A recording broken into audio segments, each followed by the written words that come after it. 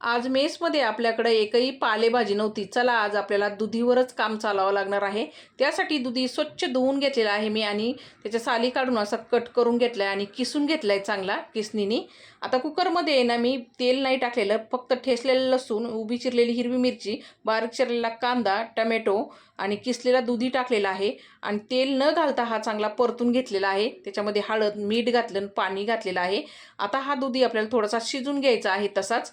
आता हा थोड्या वेळ शिजवलेला आहे मी 5 मिनटं. नंतर त्यामध्ये स्वच्छ धुवून घेतलेली मुगाची डाळ टाकली 1.5 वाटी मी आणि झाकण लावून 2 शिट्ट्या करून घेतलेल्या आहेत.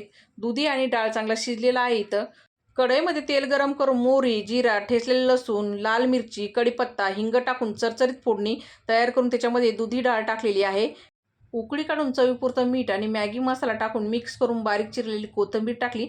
तयार झाली आपली इथं चटपटीत आणि टेस्टी अशी दुधी डाळ. नक्की ट्राय करा. धन्यवाद.